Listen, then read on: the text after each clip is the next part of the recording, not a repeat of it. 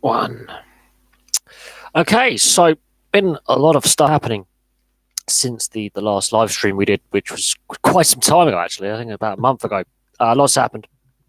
And, well, I've been in hospital part of this week, so I haven't been 100%. I'm off work at the moment. I have an unfortunate health issue that's arisen. So I've been off work, so it gives me a chance to do some streaming. Lots happened. A lot of it in the football world. We've seen two football clubs in League One have uh, you know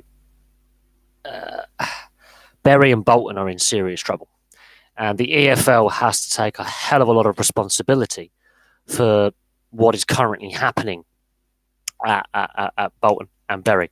Bury, they allowed a guy to buy the club for £1, a guy who's an asset stripper. His his business model is to liquidate companies, to asset strip. And, we have 24 hours before Bury could be out of existence, let alone out of the Football League. And then you've got the situation at Bolton. Manager's resigned. Phil Parkinson, he's gone, I've had enough of this. Done. And, they also went to administration. They've had a points deduction. So these two clubs are going to get relegated from League One should they play all their games. It's given. They've got youth players in their squads and trialists. I think Bolton have a few professionals on their books, leftovers from last season. And the EFL has to take some responsibility for the situation that these clubs find themselves in because they haven't enforced the fit and proper persons test correctly. They haven't enforced the financial fair play rules correctly. And had they done that, these clubs would not be in this situation. Not at all. And because Bolton had called off their game against Doncaster, citing welfare concerns, which I actually honestly believe was the right thing to do, but they didn't get permission from the EFL apparently. Even though the game before against Tranmere, where they were battered 5-0, and it could have been more, and players could have got injured because this is boys against men. This is not like that saying boys against men. It was actually boys against men, in the sense that these are 16 and 17-year-olds going against fully fledged professionals who've been playing professional football at various levels of the football pyramid for over a decade. It's not even a fair fight. It's basically like throwing a kitten into a lion's den.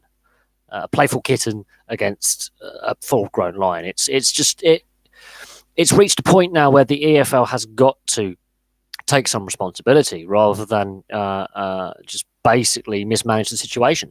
And yes, we can say that the unscrupulous owners also, fouled up. But Bolton and Bury, that is a story that's going to go rumble on, and tomorrow we'll find out if Bury can be saved. Seen weaknesses in the New Zealand Rugby Championship? Yes, I have. I think discipline's been an issue for them. They've been caught out where they've been getting away with it for years with dirty play. And that defeat against Australia really highlighted some of the issues that they have. Yes, the Bledisloe Cup win was brilliant, but the defeat against Australia a couple of weeks ago highlighted a lot of problems. The defeat against Ireland in November highlighted a lot of problems. Because they've been the number one side for so long, I think they've got a little bit too comfortable. I think there are issues with Super Rugby that are now starting to transpire to the All Blacks side. I think they had to lose eventually and lose more than just the odd game here or there. They're starting to lose more regularly. They are human. Some of these guys have played a lot of rugby over the last couple of years, and they got comfortable. They got comfortable in the position of being the world's best team. The Springboks have sort of had a rebirth. Australia on their day, you don't need Israel Folau in the Australian squad because the Australian squad, it's to do with team spirit. I honestly believe one individual player in rugby union or rugby league cannot win you a game. It's a team game. Football's a bit different. You can have that one or two individual players who really can just tear a team to pieces. But when it comes to sports like ice hockey, rugby league, rugby union, and things like that, it's more of a team game. It's more brutal. It's more physical because that skill player can be taken out within the first 30 seconds from the first tackle. He's done. That's him out of the game. So I think, the All Blacks, the wheels haven't come off, but they look more human. I think this is the most open World Cup that we have seen for a long time. I think it's going to be very, very open. I think any of the Tier 1 nations have a shot. It could be a very interesting quarterfinal lineup. I think some of the Tier 2 nations who are on the cusp of Tier 1 are going to take that step.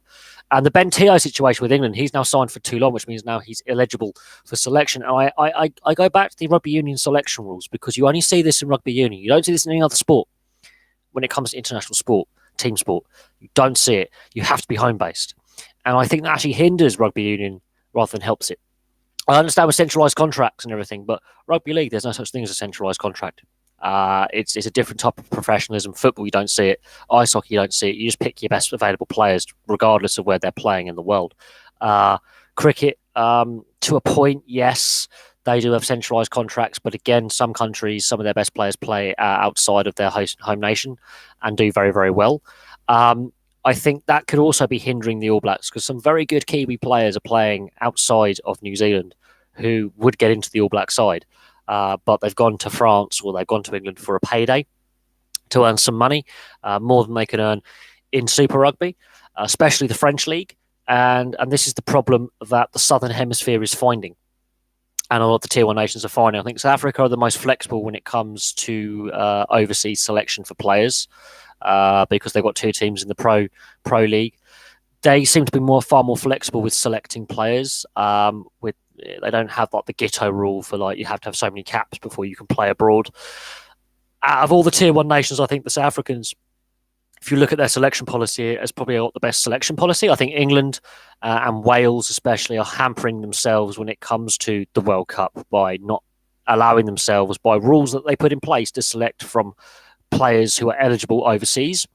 And this is an issue the Welsh game is seriously facing right now domestically, is the money, as we've seen, with the plans to revamp the game that haven't gone as well, and teams struggling and players not sure where they're going to be playing, and all that off-field drama, yet they're still the number 1 team in the world, albeit for a brief period.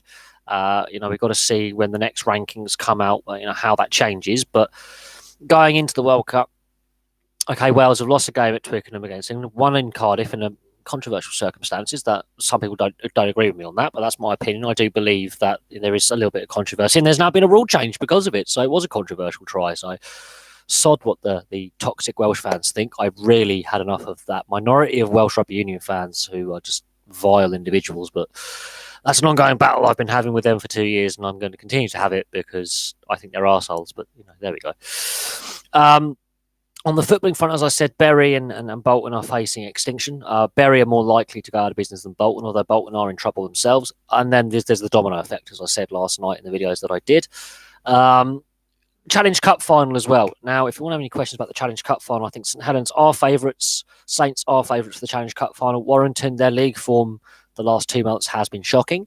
They are beset by injuries, but their cup form, they are a cup side. They know on the one-off games they can just pull it out the bag, but their league form has been atrocious. So it's a hard one to predict, but St Helens are favourites. The Warrington Wolves, I don't know how, they've got to try and patch a side together that's fit enough. That's going to be interesting to see what happens on Saturday.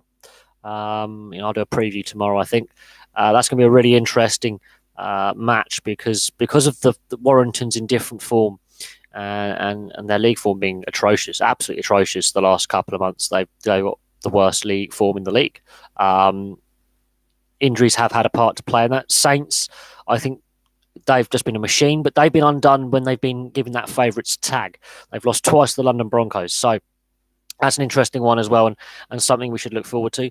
But back onto the rugby union side of things, there is a lot to discuss with that. There's a lot going on in the build-up to this World Cup. We've got so many, I think we've got another 3 weeks or so of warm-up matches and warm-up tests to do and get through. There's another 3, and then final squads will be selected. Now, England have already, I think, named their squad. They've already got their 31-man squad, and Ben Teo wasn't in it, and that's, I think, due to that bust-up in Tuscany.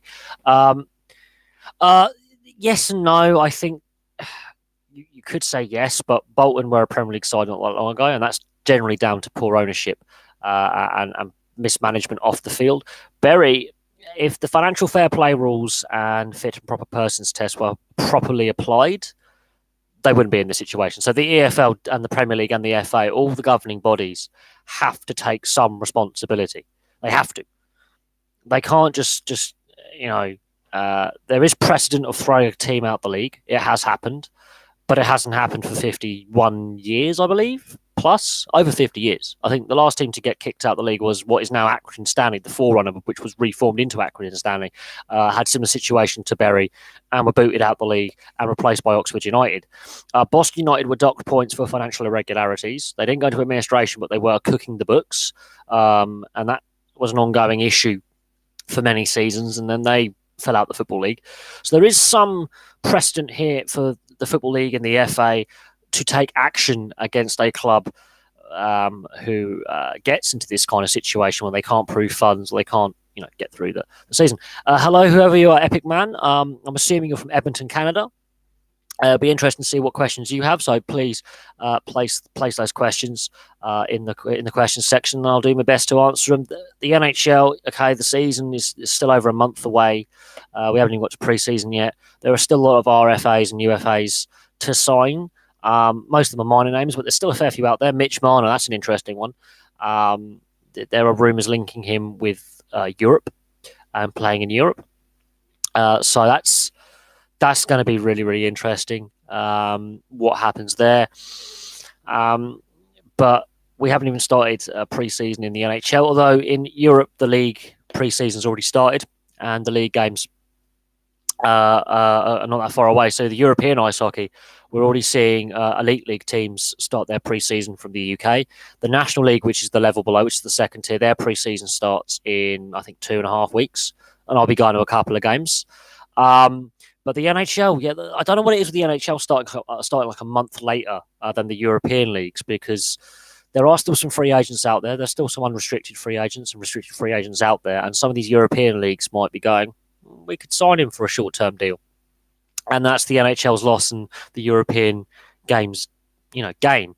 I think the Oilers, I don't know what to make of the Oilers, really. There's been a lot of issues with them for a long, long time.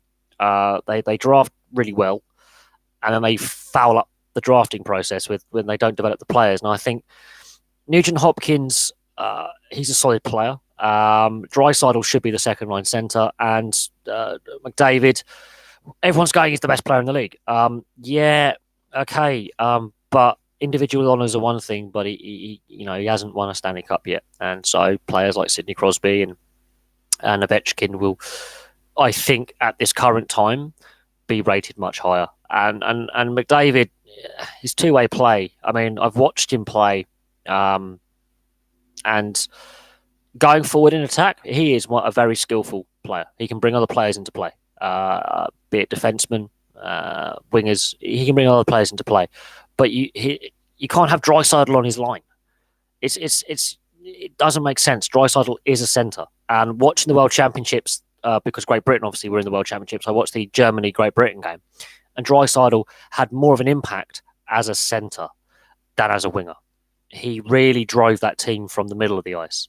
So this is an issue that Edmonton have, is you've got 3 first-line centres, basically, who basically play on, sometimes play on the same line. And that's an issue, because Nugent Hopkins may not be the same as McDavid, but he is that kind of more of a two-way player. Draisaitl, I think, has more goal-scoring upside. It's an issue. And I think the Oilers have had mismanagement for a long, long time. And the issues with Chiarelli contracts, the contracts he gave to players. You've got rid of the Lucic contract.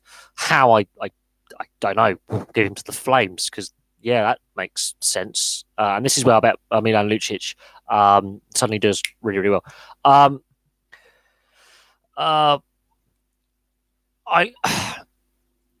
think McDavid, he is somewhat overhyped. I do. I think you put him on another team, I don't think he's as effective. I don't want to go bang on about the NHL too much, because the season hasn't started and the preseason hasn't even started. And I'm a Jets fan, and we've decided to just trade out our whole defense core. So, as a Winnipeg Jets fan, I haven't got any of my hockey gear around at all, because I've thought this through. Actually, I've got a few jerseys floating around, but to be honest, I've got my Vegas. Where's my Vegas stuff? I've got some Vegas stuff. I've got a few jerseys around, but I think there is an issue in Edmonton. There is a massive issue in Edmonton that dates back to the Gretzky era. A big issue with possibly partying too hard, Maybe it's the media pressure. I don't know what it is, but there is an issue with Edmonton with the culture in that dressing room and the culture within the organisation that dates back to when they were a winning team. And Ryan Smith, I think, was the last chance when you actually had a player who could unite a dressing room and get a team going as a captain and be a respected leader. I don't think giving McDavid the captaincy was the right idea. I think that was a weird thing to do. And I think a lot of teams are doing it now. They give the star player the captaincy, which I do not fully understand. I really don't. You want your star players to have that captaincy pressure taken off them so they can just do what they do. A lot of sports teams do this where they give their best player their star player, the captaincy, and it actually weighs them down. It makes them less effective at what they do. I would say you're half decent at trades, but you trade good players out who get better where they go to, and then you get back something that's a lesser player or doesn't perform as well. And then you trade them out. They do. But I think there is an issue with Edmonton, whether it's a coaching issue, which I don't think it necessarily is. I think it's more of an organisational issue behind the scenes, away from coaching and playing. I think it's the back office, it's the front office, it's behind the scenes in the organisation. I think it's been going on for a very, very long time. There were allegations in the 80s and the 90s of massive recreational drug use in that dressing room.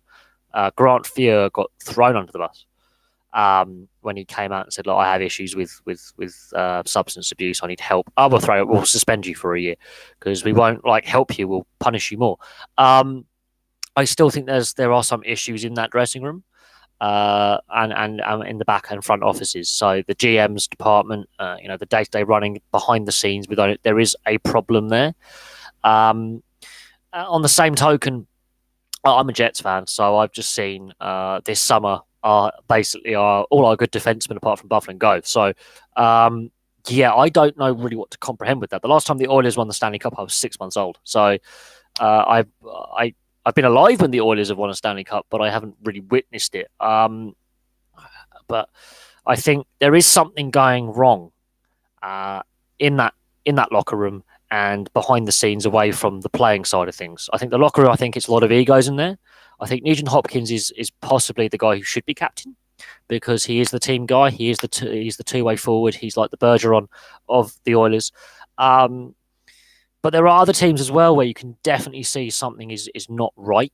And it's not just an ice hockey thing or an NHL thing. It's a general, there's something not right with this team and how this team is run behind the scenes. It's not just the players you have and the coaches and the prospect pool or the youth setup that we have over here in Europe, where we have the main club with the youth teams that filter through. You can see that there is something wrong with the prospect pool, how they not only do they draft the talent, but put them in the ECHL and the AHL affiliates, Bakersfield Condors, for example. There is something not right there with youth development, development of players, your affiliate development. There is definitely something going horribly, horribly wrong somewhere. And it will take a player to, I would say, retire and release an autobiography or a biography, and he will tell all. There will be a player who does that. There will be someone, maybe after the player passes, like, let's say Gretzky, let's say, I think his brother was temporary GM and his other brother played at Tampa. Let's say when Gretzky passes away, one of his brothers is still alive, let's say, hypothetically, there will be things coming out that have been quiet for 30 years. There's going to be something about that organisation that comes out and there we go. But there are other teams in the NHL that I think have a bad culture. I don't think it's just an Edmonton thing. I think there are several teams that you can see something's not right. And you could say the same with Toronto. They've had some brilliant players and have failed to perform for 52 years now. So ownership has a part to play. But at the same time, the players that are there, there's something not right. And it's an ongoing thing. The Flames are hot and cold, but the Flames, I think there's a positive energy with that playing group and the fan base. It's the arena issue that's the issue with the Flames. The Oilers, much like the Sabres, the lack of playoff appearances and the lack of success in the playoffs in definitely the last 15 years is something that is an ongoing issue. And these teams have forgotten what it's like to get playoff experience and get into the playoffs. And especially the Sabres. They in the late 90s, early 2000s, they were one of the best sides in the league and regularly made the playoffs. Something has happened with the Buffalo Sabres, and I also believe the back and front office are away from the ice. The off ice administration and player development as well has gone wrong. But fans continue to turn up there, and they're a very loyal fan base.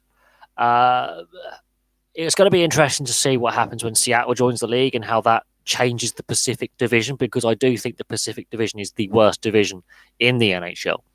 And Arizona being moved to the Central, that's going to be interesting because they've suddenly had a resurgence the last season and a half. And I think Arizona could be a wild card for the playoffs. And people are saying, "Oh, we have to get rid of Arizona." Arizona is my second team. There's a reason why. I'm a Jets fan, and I was a Jets fan from when I was a 3-year-old because I had cable, and ice hockey became really popular in the UK in the early 90s. The Mighty Ducks film, Slapshot, these kind of films, these hockey-based films, the Miracle on Ice, things like that, really created an interest from young kids to old men. We had a professional league in the 50s and the 60s that just wasn't sustainable and got mothballed, but then the professionalism came back in the mid 90s, and I remember it. My local team won the Super League here in the UK, the Bracknell Bees. We won the national championship. So I've seen success down the road, and some really interesting players who didn't make it at the NHL level have played in the UK. We've had NHL players play in the UK. We still have ex-NHL players playing in the UK right now in the Elite League. And we've had some AHL players play in the National League setup, or what was the EPIHL, which was the second tier. We've had some high quality players play over here, and it's going to be interesting when Seattle joins. I think this will be the last expansion the NHL has. I cannot see it going past 32. I really can't. You could push it to 40, and it would work with the fixturing to a point. You could work out some kind of 80 game schedule where you play each team twice. Or 78 game schedule, something like that. It is plausible, but at the same time, I think 32 will be the limit. I think that's where they're going to go. No more. 32, that's it. 32 and done. But I think it's going to be interesting to see how competitive Seattle are, and the lockout situation as well. I've never seen a league that's had so many issues between its players and its team owners and labour disputes as I have with the NHL. And while the products that we see, there's debate whether the games, certain parts of the fan base go, "Oh, it's not. I don't like this type of pure skill. I like a bit more physicality," and those are I like more skill and balancing that out. But I've never seen a league have so many labour disputes and disputes over money. If they were to have a lockout now, the PR fallout from that would be more harmful than the previous three, and the player strike as well. The PR fallout would be a nightmare for both the players and the league. And the players are getting paid more than they ever had, and the league's making more money than it's ever had. So I feel that pressure from the fact that the fee-paying public will force them into a deal. But from what we're hearing, all the rumours coming out and the various statements given thus far says to me that both parties will extend the CBA and opt in to extend. And even if they both opt out, I feel that a new or a hybrid CBA will get us through the next couple of years, so that Seattle can join and they can reap the rewards of that new fan base.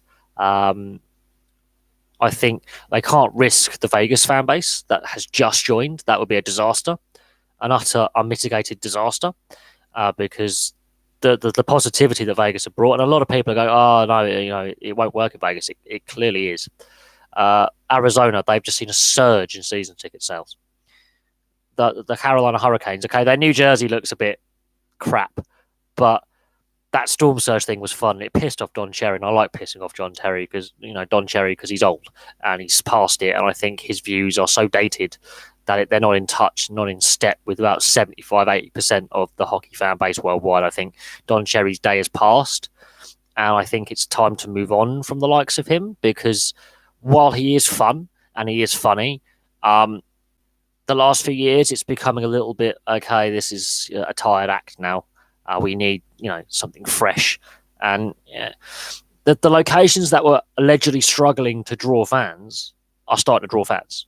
The only team that really struggles to draw, ironically, is the first dynasty, which is the Islanders, the first dynasty of the 80s, which is the Islanders. So they have the worst attendance. The Florida Panthers, they've got Coach Q. They're going to be a playoff team. That's something that I think is holding Florida back, is their lack of playoff appearances and playoff success. Plus, the location of the arena is in the middle of pissing nowhere. It needs to be, but Miami has an issue with drawing anyway. But if I can go back to European issues, excuse me, I know that obviously the NHL is a big thing. I'm going to do a CFL video as well, because people tend to forget that the CFL is a league outside of Canada. I've seen the odd CFL game, and I prefer it over the NFL. But I think where the CFL went wrong was trying to expand into the US. I think they overstretched themselves. But the CFL is more fun to watch. But even then, I still think American football, or North American football, is a two stop start. I think I'm more of a rugby league fan and ice hockey fan because of the pace of the sports that I'm watching. It's a fast paced action for the whole time. There's no dull moments. There's no let's stop and have a water break for 15 minutes while we work out this play and that play and have a pissing appeal on this call or that call. And I kind of like it. Canada's now got the Toronto Wolfpack rugby league team. There's going to be a team in Ottawa, hopefully, in the Super League as well, the Super League structure, which is our rugby league. And when I say rugby league, I don't mean just rugby league. I mean rugby league as the sport, because you've got rugby union as well. And the growth that we've seen in Toronto and the positivity, some of the traditionalists, like the Don Cherry types, don't like that. But I like it because they've got some good players. They've got some very, very good players, some high-quality players who played in the NRL and the Super League. And that's something I think you should check out if you're new to rugby league and you don't. I think if they do make it to the Super League, it's going to be interesting to see how that affects travel. I think the furthest in the Super League people travel now is to Perpignan, which is in the south of France. Toulouse have played in the Challenge Cup as well. So before Toronto was a team, the furthest you would travel for a Challenge Cup game would be Toulouse in France, or Perpignan in France. From, let's say, I think the most northerly team plays in Yorkshire, which is like Leeds, Bradford.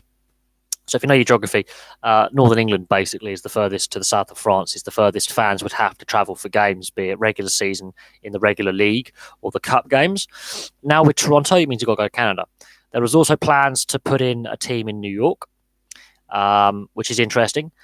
And of course, we've got the London Broncos and London Scholars here in the UK, down the road from where I live. I live half an hour outside of London to the west. So the London Broncos are my nearest rugby league professional team. I think we've got some team. I think we had a team in Aylesbury as well. We've got a team in Coventry. So there are growth. It's because certain sports have traditional areas where they're the hotbed, the heartlands, and the heartlands for rugby league are the north of England, really. But no, the Wolfpack. I saw a game of theirs in the Challenge Cup last year, and it was a brutal encounter with Warrington, I believe, and there was a poor discipline cost Toronto that day. They had the early lead, and their style of play, the referee didn't agree with that, and they ended up with, I think, 11 players on the field. I think there was a couple of red cards. I think it would have to be a summer sport in Canada because obviously the winter, and which would work really great with the Super League calendar because it's a summer sport here. But the issue is the season starts in February and finishes in October. So there's a bit of snow on the ground in February in Canada, if I am correct. It would be nice to see like rugby league professionally played in the North America. There's a semi-professional league on the east coast of the US and Canada that's currently plying its trade. And hopefully one day that is fully professional and the players get paid. Like Major League Rugby, which is the rugby union equivalent, because you've got the Toronto Arrows in the rugby union. It would be nice to see rugby league go professional in North America. It would be fully. The Wolfpack is the only hotbed at the moment. The rest of the teams that play are are semi-pro or amateur. So it would be nice to see that transition. I think rugby union's got that head start in North America, and I've been a big fan of Major League Rugby. I think they've got it pretty good. I think some of the using some baseball stadiums that have AstroTurf, not so keen on that. But I think they've at least got going reasonably well with the first couple of years, and hopefully next year, the third year is just as good. But yes, the weather is an issue, and I think that's what's held rugby league and rugby union back in North America is the winter. But we will see what happens. We will see what happens. There's a lot of positives to take from Major League Rugby. I think, it's a good standard of rugby union. And I was really impressed with the standard of play this season. Really impressed with what the games I managed to watch on. They have their own YouTube channel. I was really impressed with the games that I could watch. Really impressed with the quality level and the fitness level as well of some of the players was pretty good. And I think there's still a long way to go before it's the equivalent of a European or Southern Hemisphere standard. But I think it's a good starting point. They've chosen the locations really well. They've made sure the stadiums are on the smaller side, just so they can, at least start off small and then grow. I think that's a good start. But of course, we've got the Rugby Union World Cup next month in about 4 weeks' time. Kicks off, and Canada were the last team to qualify. And Canadian rugby has gone so far back in my lifetime. In '91, I was a couple of years old. They made the quarterfinals of the Rugby Union World Cup. They've not made it out the group since, and they have declined as a team since I would say the beginning of professionalism in '95. It hasn't worked out as well for Canada as it could have done. And the US, that used to be their poor neighbour, has overtaken them. Uruguay has overtaken them. And of course, Argentina are miles ahead now in the Rugby Championship. So I think Canadian Rugby Union has a long way to go to get back and overtake these nations that have now superseded them. And I think Major League Rugby can help them with that. But they're facing competition from Brazil. They're facing competition from Chile. Yeah, they play Rugby Union in Brazil and Chile. And Brazil have a very good, tight front eight scrum. I mean, that scrum is terrifying. And I think the issue is Canada having that one professional side in rugby league, that one professional side in rugby union. The US has decided to take that step and shoot on ahead. How are we all doing? We are doing rather well. I've been in hospital earlier this week. I've not been well. I've had an unfortunate infection in my urinary tract. Yes, I had an UTI infection. That's not fun. Exceptionally painful going to the toilet. So I'm on my lovely antibiotics. So I've got lots of meds to take. Lots of medicines. So I'm dosed up to my eyeballs, but I'm a lot better than what I was at the beginning of the week when I was in hospital. So I'm off work at the moment. And work's okay with it. They've realised that with the work that I do, it's a very physical job. On the old bin collections and dragging bins around, it doesn't help with the healing process when you have an inflamed and a possible kidney infection. So I'm at home at the moment. I'm back at work Tuesday, so I'm sort of taking a little bit easy at the moment. I've bought myself a load of films. Where's my films? I bought the whole American Pie franchise. I bought Goon. I've got Goon. So on my other channel, I'll be reviewing some of the films that I've bought over the last few days. I bought a load of new films. So I'll be doing some film reviews on the other channel, which will be kind of fun. But yeah, I think a lot of interesting things have happened and debating points have happened. The whole Cameron Smith in the NRL and his wife getting that $15,000 diamond ring from the NRL has thrown up a big debating point over integrity and who's paying for this. He's hit 400 games, and that's a great achievement. Great, yay. But other players who played in both Super League and NRL or whatever, the history buffing.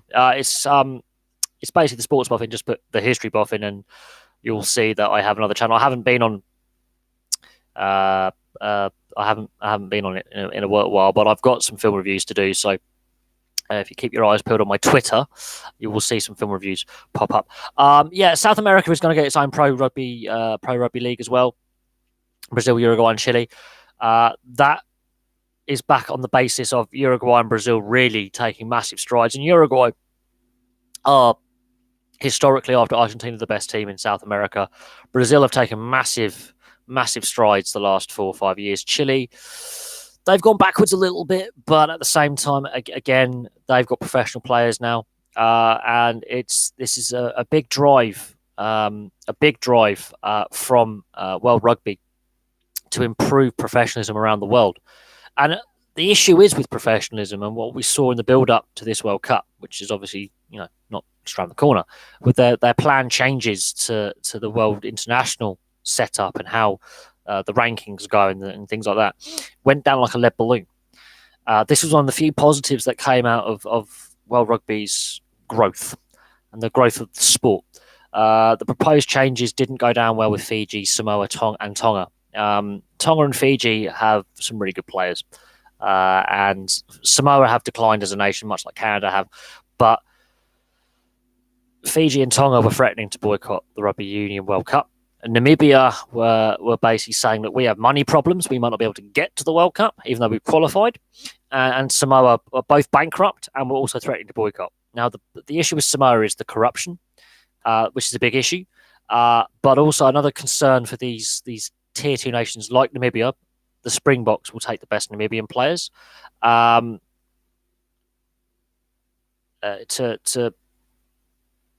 the Fijians, Samoans, and Tongans having the Australians, the All Blacks, and even some Northern Hemisphere nations pinching their best players. And there is a concern that this bleed of players and talent is going to continue. And that's still a debating point about, residency rules and, what nation people should play for and selection rules. It's an ongoing thing. Canadian rugby has really, I wouldn't say it's died a death. It's sort of coming back slowly. I think Major League Rugby has helped. But Canada, I think there's issues with how the game is more to do with the administration side of it. They've still got some really good players who played and worn the Maple Leaf jersey. I absolutely have worn Canadian red. I would say, I think the issue with Canadian Rugby Union is you've got the NHL and you've got the CFL, and they're professional sports. And now you've had the Raptors win the NBA. So you have to look at the sporting makeup of Canada. And it's ice hockey first, Canadian football second, and rugby is well down the list. There's more MLS and Major League Baseball teams than professional rugby union teams in Canada. They have just the one. And you can see where the problem lies. If you are a big burly Canadian, you're going to play ice hockey. And if you don't play ice hockey, you're going to play CFL. And if you're not going to play that, if you can hit a ball really hard, you're going to play baseball. And if you're tall and lean, you're going to play basketball. And if you're an all-round athlete, you're probably going to be a football player, soccer player if you're North American, obviously. And rugby union, because that's not a professional sport, it is now professional to a certain extent if you play for the Toronto Arrows. And if you're a professional Canadian rugby player, you can play anywhere in the world. The appearance. Yeah, okay. Talking about international appearances, the appearance fee, absolutely. A lot of. It's like when England played Fiji at Twickenham, not only in the World Cup but also in an autumn international some years ago. The English players were getting £20,000 each. The Fijian players were getting £500 per appearance that autumn. So if you're a tier 1 nation and your federation, your union can afford to pay you, okay, some tier 2 nations will pay you up to 20 grand. Some of them will. So the USA has a bit of corporate money behind it. If you play for the Eagles, you will get some money. But if you're playing for a nation like Uruguay, you might be lucky to get £1,000 for an international appearance. £1,000 in our money. If we're talking about Canadian dollars, that's about $1,500 an appearance, I'm guessing. The issue is that the revenue isn't equally shared for that test match. And what we're going to see at the World Cup is that corporate money sort of covers that. But Namibia are saying, look, we may not be able to afford to get to the World Cup. And this is where World Rugby's got to step in and say, look, we'll cover your costs of travel and we'll help cover your costs of paying for trainers and equipment and all sorts of that.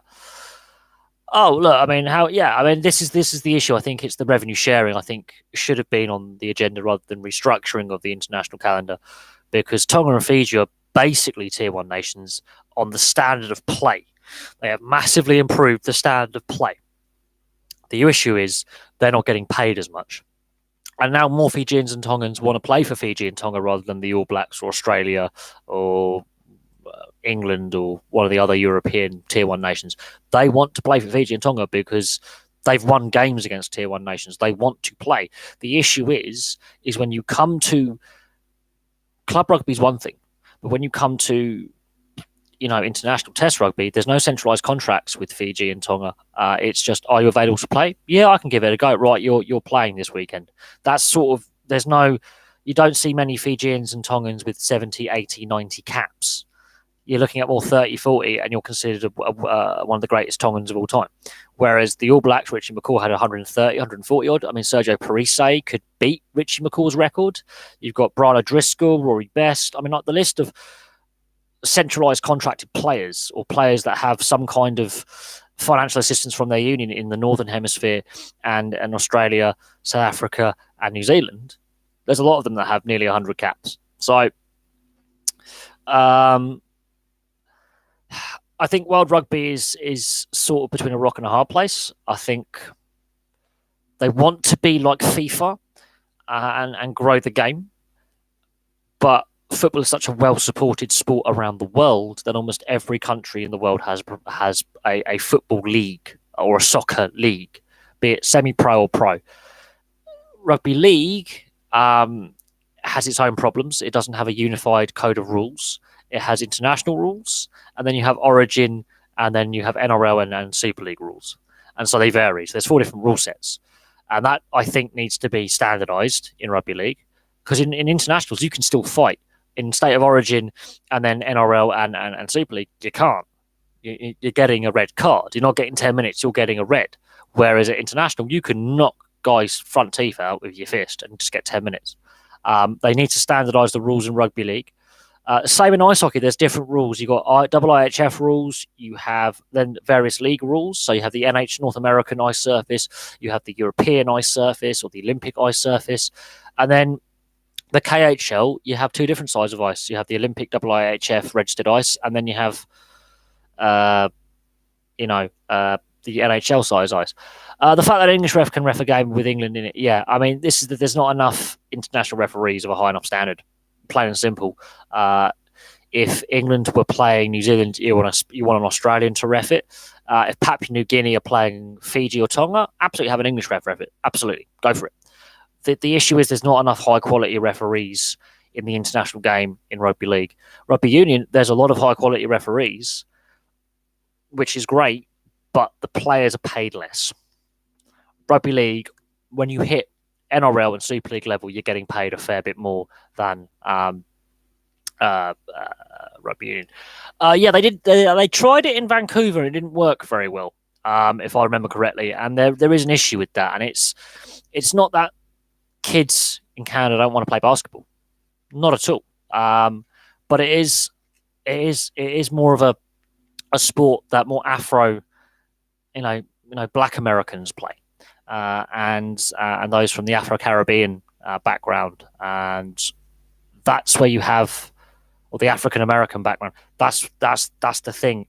Is there enough of that minority group? Is there enough of them? And are there enough, let's say, Canadian white kids who are 7 foot tall who want to play? This is what you got to. This is where I think it's a cultural sport. I think basketball, for some reason, invented by a Canadian, sold in the US, and the black community in the US took it to it like a heartbeat. And the majority of NBA players are black. The majority of ice hockey players are white. There is a colour boundary there for both white men wanting to play basketball and black men wanting to play ice hockey. When I was in hospital the other day, I was looking at the amount of players of Afro-Caribbean or African-American background who played in the NHL, or from mixed race backgrounds, or from men of colour. It's not a very long list. It's longer than I thought it would be, but it's still not a long list. Then I looked at the amount of white players who play in the NBA, and the list is longer. But again, the percentage of players, it's about the same. There is an ethnic divide there in these two sports. Baseball, the Latino community have bought into baseball massively. The NFL, that's a different thing. That's a different story. I think that's a different thing. The Raptors, I don't know. If they can stay a playoff team consistently for 5, 6, 7, 8 years, then yes, the NBA has to look seriously at moving another team to Canada. Has to. But there's only a couple of locations where I think it could work. And they've tried Vancouver, which is one of the bigger cities in Canada, and it failed. So it's all well and good saying the Raptors winning the NBA, title, yay, great. That same day that they won, within that same week, the Toronto City Council were removing basketball courts and taking down basketball nets. So it needs to have not only the sponsors want to come in and the fans who want to watch it, but you also need to have that corporate money and also government help promoting the sport at school level, because Canada's an interesting place. I wouldn't say Ottawa, no, not at all. We're already seeing that the Senators can't draw, and the NHL is a religion in Canada. And the Senators, they're having issues with their arena. They're not drawing fans. They've got problems. The arena's in a bad location. Plus, Ottawa is a very public sector city where there's a lot of state employees. And if you look at it and the area they're in, that's more public servants, so civil servants. There's a lot of government employees. You need to go to a city that has a more bigger private sector and good employment prospects, because outside the public sector in Ottawa, private sector, no, it just wouldn't work. They're having enough problems with the NHL team there right now. I don't think an NBA team in Ottawa would work. I think you have to look at places, Hamilton maybe, but that's in the Toronto metropolitan area. Could Toronto support 2 NBA teams? I don't know. Montreal, I would say that is definitely more an NHL city. MLS has got a good following there. Baseball to a point. But I don't know. This is where you have a problem trying to find that second NBA location. And the tax rate also is higher in Canada than the US on an average. So if you're trying to build a team from scratch, an expansion team, you've got to find those free agents who are willing to pay extra in tax. So you're going to have to overpay players to go there, and you're going to get lesser quality players going, to play. Plus, the weather has a massive impact. If you are a basketball player, okay, do you really want to move your family to, let's say, Winnipeg? Because I'm a Jets fan. Let's go with that. Where it can hit minus 45 in winter, as we've seen recently, or minus 50, as we saw, I think, last winter, and play games when outside's minus 50. I don't think so. You're going to want to go play for the Miami Heat. You want to go play in Florida. Firstly, the tax rate is half as much, and it's 30 degrees warmer outside in Celsius. There's part of your issue. The tax rate's one, and location's another. Can you see an NBA team in Edmonton? Can you see an NBA team in Calgary? They are 2 reasonable sized cities, but they are smaller markets compared to a US market. I think they've tried Vancouver once. It didn't work. If you could get the right owner and the right, I would say the best way to do it is marketing campaign, and you really go with the marketing, absolutely it could work. But the Canadian dollar, economics as well. Toronto works because it's a massive metropolitan area. And they will support anything. They will. If you could put a Tiddlywinks team in Toronto, and they'll support it, even if it's shit. I mean, look at the Maple Leafs. They've won fuck all for 52 years. They still pack up Maple Leaf Gardens. Well, I always call it Maple Leaf Gardens. I think it's the Air Canada Centre or whatever it is now, or whatever they call it, or Rogers Arena. There you go. The Toronto market will support failure, is what I'm saying. The Raptors weren't great for a long period of time. They were a middling team. It's only recently they got into the playoffs. Now they've suddenly won something. the Maple Leafs haven't won anything for 52 years. They've been atrocious for large portions of that time. Most of my lifetime, the Maple Leafs have been a horrifically bad team. Yet they still pack out that arena almost every night. They will support anything in Toronto. They will. And then they'll go after the players in Toronto as well when they lose. But they'll still turn up and boo them. So, work that one out. I think Vancouver will be the best bet, and they've tried there. But we have to look at the reasons why it failed in Vancouver before. That's something to look at. There's a reason why the MLS has got a better foothold in Canada right now, okay, than the NBA. Why are there more MLS teams than NBA teams in Canada? And it's got to be how those teams are run and how they're marketed. Because the NBA failed in Vancouver, yet the Whitecaps are a pretty decent side. So you have to look at that as well. Why is the MLS working in Canada? Okay. And why is the NBA... Okay, it's working in Toronto. They've won a championship. That's a good start. But why has it not worked elsewhere? Why is my phone going off? That's going to annoy me. I'm going to get a copyright violation now because of the ringtone. Notification. Nothing interesting. It's just a weather update. But you have to ask the question. But you also got to look at the fact that 70%, I believe the last... they did a... Oh, yeah. The Flyers... it was the Penguins. The Penguins nearly went bust. Mario Lemieux gets drafted. They win 2 Stanley Cups. They nearly go bust again.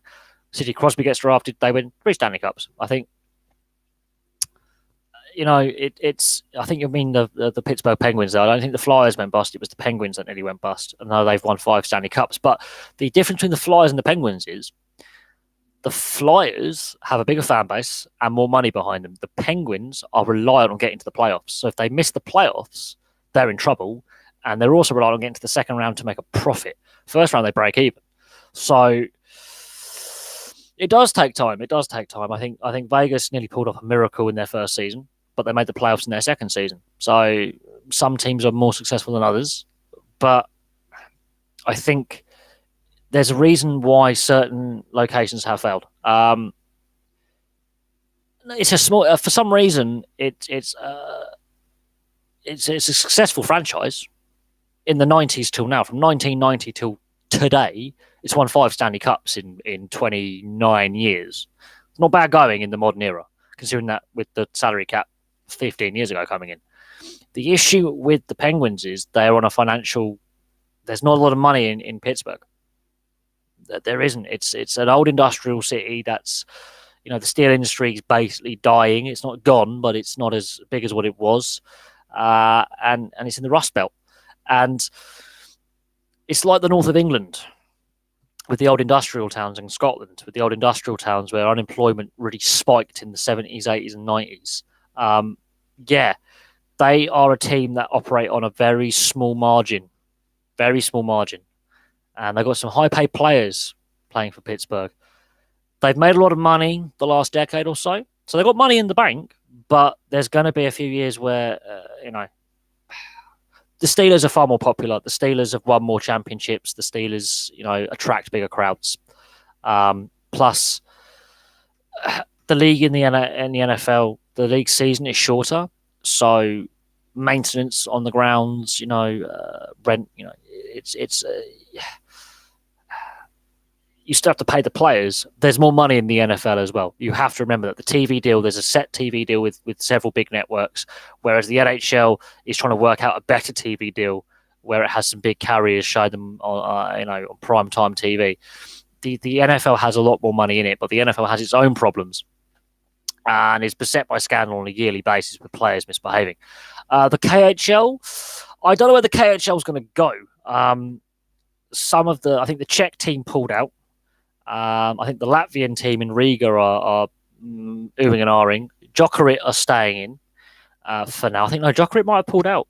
The KHL is an interesting one because it's basically a continent. It really is a cross-continental league. It's more than just the Russian league. It's got a team in China. It's got a team in Belarus. It's got a team in Kazakhstan. I think it has a team... I'm not sure if Riga is still... Dynamo Riga is still actually in the KHL or has gone back to the Latvian league. Jokerit, I'm not sure. But it's not as big as the NHL. I think it wants to be the same amount of teams as the NHL. The issue with the KHL is it's highly corrupt. As I'm going to say, it's in Russia, so what do you expect? But what we call corruption, they call good business practice. So there is that to bear in mind. The KHL, I think, it is a good quality league to watch. Absolutely, it is a damn good quality league to watch. But I don't think it's on the same standard as the NHL. I think it's a par with the AHL. We've seen some KHL, NHL players go over to the KHL who are third, fourth liners who suddenly go on the first line. It's that kind of drop in quality. It is a pronounced drop in quality. You could get, I don't know, SKA St. Petersburg or something, or Dynamo Moscow, or whatever it, and whack them against the Ottawa Senators, and the Ottawa Senators will win. And the Senators are a dreadful team right now. There is a definite drop in quality with the KHL compared to the NHL. It's still a damn high quality league. It's just not the top league in the world. That's why the best Russians are playing in. You guessed it, the NHL. How long the NHL stays the top league is open to debate. And that can be debated for a long, long time. There's nothing to suggest that the NHL will be the top league forever, but it's where the money is. It's where the best players play, and it's an interesting one. We could debate that. Where can I see the KHL expanding? I think the European leagues in Germany and Austria and the UK and France and Italy and other countries and the Scandinavian countries have come on leaps and bounds in the last 20 years. Really improved the standard. They don't want to have KHL teams on their turf. They are also of equal quality as well. It's an interesting one. Premier League predictions. The season's just started. I think Newcastle are going to struggle. That's one I definitely will predict. They're going to struggle. I have no predictions yet. I think it's going to be a really, really interesting season. I think it's too early to predict what's going to happen. We've got to see what happens with Bury and Bolton first. I started the live stream with that and go from there, because there could be a domino effect. Because when a transfer is done, sometimes that player in his transfer, it will go to that third club he played for, that other club he played for before that previous transfer gets some of the money. There's going to be a domino effect if Bolton and Bury get thrown out of the Football League, and if Bury go out of business, which is looking very likely in the next 24 hours. There's going to be a domino effect with other clubs get affected. So I'm not going to predict any football or soccer. I call it soccer. I know there's some North Americans in the chat. I'm not going to predict any football predictions at all. From one day to the next, we don't know what's going to happen with Bolton and Bury yet. And Bury are looking very likely to go out of existence, and Bolton look like they're going to have a further points deduction for not playing that game against Doncaster Rovers. So there's a lot to happen within the next few days. But it brings me back. At some point, yes, I can't see Leeds not getting promoted in the next few years. But again, Leeds is a club and a team that's had so many ups and downs in my lifetime. In my lifetime, they've won the old Division 1 and been as low as League 1, which is the old Division 3.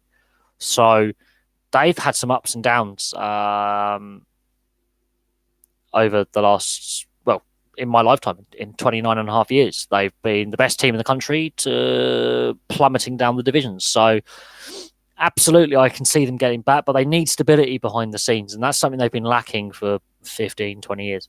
I think there will be a knock-on effect. It's like if a team in the NHL went bust, or a team in Super Rugby,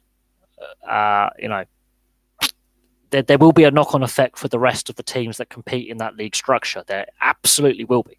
A prime one would be the NRL. If let's say a team like West Tigers is a prime example, or Cronulla Sharks, they're two teams that have had precarious financial situations in the last couple of years. If Manly Sea Eagles as well, they have another one who's had money issues. If a team like that was to go out of business, it would have a knock-on effect for the rest of the league, because you've got all these players who are professional who are now out of work, and there's going to be squad rules and transfers and all sorts. Yeah, absolutely. I think there are teams on the rocks now, as we speak, with huge amounts of debt that make Bury and Bolton situation look like nothing. Massive amounts of debt. And the EFL, who cover everything from the Championship to League Two, the Premier League, obviously, and the FA, which covers the whole lot, have been asleep on the watch for since 1992. Is the best way I can describe it. So for 27 odd years, the FA as the chief governing body, the Football League and the Premier League, the governing bodies have had an uneasy relationship with the clubs. The reason why the Premier League came about was the Football League, the EFL, fell out with the FA. There were real issues. Bolton no longer own their stadium, so Bolton rent the stadium, what is now the University of Bolton Stadium, formerly known as the Reebok, formerly known as the Macron Stadium. Bolton don't own their stadium; that is owned by someone else now. So that's going to be interesting if Bolton go out of business. There are knock-on effects because some clubs don't own their ground; they rent space. So it's when Widnes in rugby league went into administration. They don't own their stadium. That's owned by the council. So there's a knock-on effect there. Coventry do not own the Ricoh anymore. That's owned by the Wasps now, who bought that stadium, and that's an issue there. There are problems with a lot of clubs in the Football League pyramid. Lots of them. Absolutely. There are ongoing issues with a whole host of teams from the Premier League down to the non-league, and I keep reiterating this. Money it's gone too far. What we were promised in the early 90s with the Premier League has actually now become bad, if you know what I mean. I think there's too much money in the sport. The players are too greedy. The clubs are too greedy. And there's only a finite amount of money to go around. And a lot of clubs are in debt, so they're not actually making any money. They're losing money. And if the financial fair play rules were properly enforced, I would say 75% of clubs in the professional ranks from League Two to the Premier League would be docked points and fined and transfer embargoed. The FA aren't implementing their rules. They're gutless because they know they can't. Because they just can't. The clubs have the power, especially the wealthy clubs have the power. And the financial fair play rules that have been set by UEFA that the national governing bodies have to adopt in some form, a form of financial fair play. UEFA have admitted that their version of financial fair play doesn't work. What they came up with is a system that's completely flawed and doesn't work. And the clubs know this, so they can continue to find loopholes like PSG and Man City with their sponsorship deals, for example. Oh look! Let's have an airline that is owned by the guy's brother. Sponsor the team, because that's not nepotism. That's that's fine. Let's tap up 18. Let's do some tapping up of other opposition teams' youth prospects and sign them illegally. Yeah, Chelsea did that, and it's taken so long to implement the rules that by the time they're implemented, it doesn't matter. The big clubs have the financial clout, and the FA and UEFA are cherry picking the weaker clubs that have hit harder times financially. AC Milan is a prime one; they've been singled out a few times. Look, that small fine to Man City is a death sentence to Accrington Stanley. If Accrington Stanley had done that, they're out of business with that fine. They're done. That's them done. I think it's a joke that you have one rule for Chelsea and another rule for Man City for the same offence. It seems a different punishment for the same offence. PSG regularly have been flouting financial fair play since they were bought. Same with Monaco. AC Milan are the club that are hammered the worst by being thrown out of European competition, and now they're really their backs against the wall right now. They're a club in crisis. The old AC Milan. They've gone from one of the greatest clubs in Europe to a middling team, and on the threat of relegation from Serie A. They are that bad. They're cherry picking, and they're cherry picking the punishment. They're like, we'll give them a little. That's a week's wages for, I don't know what player. This is any Man City player. That's a week's wages for them. Nothing. Just one player doesn't get paid for a week. Oh well. It's not that they're paying any tax anyway, because they're probably avoiding it, a lot of them. I'm a bit cynical when it comes to players' wages. I think they're all massively overpaid. They don't live in the real world. They really don't. I think, they should have been hit with something more substantial. But then, a lot of the City fans, who are plastics, by the way, I'm not saying you are, but a lot of City fans, I went on here giving me a load of crap, and I said, "How long have you been supporting Man City for?" He said, "Since we won our first title." I said, "Where are you from?" He went, "Nigeria." I went, "Oh, fuck off." Fuck off. You're not a fan. You're a plastic. You're wearing it as a fashion accessory. Piss off. You have no idea how it works. Even when Man City had money, it took them a long time to get successful. There was a lot of wasted money there. Financial fair play didn't work then. I think what gets me about Man City is they can't fill the Etihad. A lot of empty seats at that stadium. They play crowd noise to make it sound like it's full. And they position the cameras to hide the empty seats, which they can't always do because they're very visible half the time. There's a reason why there's the nickname Empty Etihad.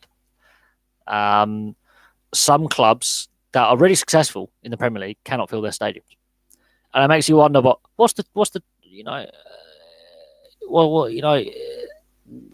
ticket price? A friend of mine is a Chelsea fan. I don't even want to go into how much it cost him to go to a Chelsea game a couple of seasons ago, and pay for a hotel and parking for his car. He just doesn't want to do it again. He said, "I won't do it again." Lifelong Chelsea fan, went to the Bridge a couple of years ago and went, "I'm not doing this again." Not that I'm a big follower of Chelsea. I think they're a toxic club themselves, but it is what it is. I don't know how you fine or punish clubs for breaching youth transfer rules or youth player rules. They are there for a reason. Chelsea got done, and rightfully so. Their youth policies had question marks over it since Abramovich took over. But Man City, again, I'm really wondering, because what surprises me with Man City is they've got all this great academy that they've turned they've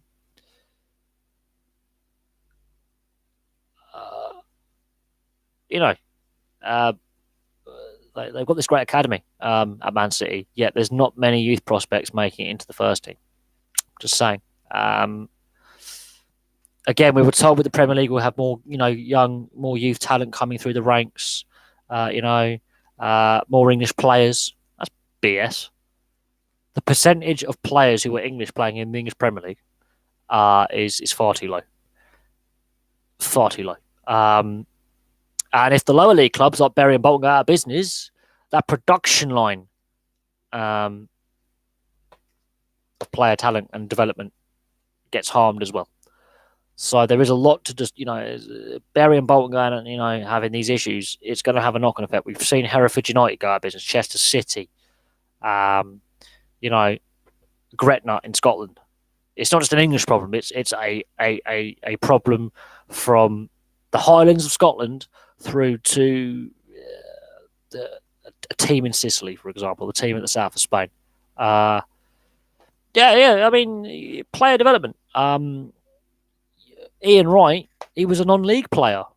Got found by Crystal Palace back in the late 80s, early 90s. If it wasn't for the non-league, we don't have Ian Wright. There are massive ongoing issues. And it's the same in rugby union. It's the same in rugby league.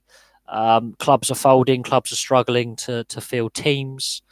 It's an ongoing issue. And because all the money is kept at the top by a small percentage of clubs, it's not filtering down. It's not getting to the grassroots. The FA the FA was trying to flog off Wembley to MK Dons, Dele Alli.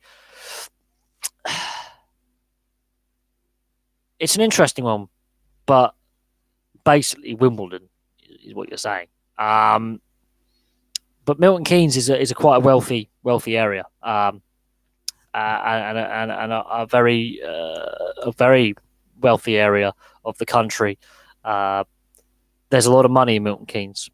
Just the fact that the town is a dreary, boring shithole. It is. It's a dreary, boring place. People have money in Milton Keynes. They do. And I'm not surprised that a club like Milton MK Dons is going. I think they could have named it Milton Keynes Town or Milton Keynes United or Milton Keynes FC. MK Dons is a horrible, horrible name for, but it's the way they've done Milton Keynes. You've got MK Lightning, MK Dons. All their sports teams have MK. They can't call it Milton Keynes Lightning or Milton Keynes Dons. It's MK. It's just how they do it in Milton Keynes. But it is a very wealthy area. There, but yeah, the player development, you've got the football pyramid. As I've said in previous videos to do with Bury and Bolton and other clubs that have had issues, if you have a pyramid or a tower block, let's go for a tower block. Let's go for a tall building, and you knock out, the bottom 2-3 stories. The building's going to fall down. It's like chopping down a tree. You take out the tree, it falls over. And this is something that people don't realise is if it's not for the pyramid base, the football pyramid as they call it, it should really be called a tower block, really, or a penthouse with the Premier League. But if you take out the lower leagues, the lower leagues start, losing teams, start, getting into the same situation as Bury and then Bolton. It's not sustainable. The whole league structure will collapse, be top heavy, and there won't be that promotion relegations. There won't be that tier level, and it won't sustain itself if you do not have that lower league production line where you will have that talented player, and that's also it will collapse. It just will not be the amount of players that be out of work. It will absolutely collapse. It will not be sustainable. And I don't think the FA, the EFL, and the Premier League realise this, that their misgovernance of the game, and this is also on UEFA and FIFA, their misgovernance of the game is going to have a catastrophic effect in the next 5-10 years, maybe less than that.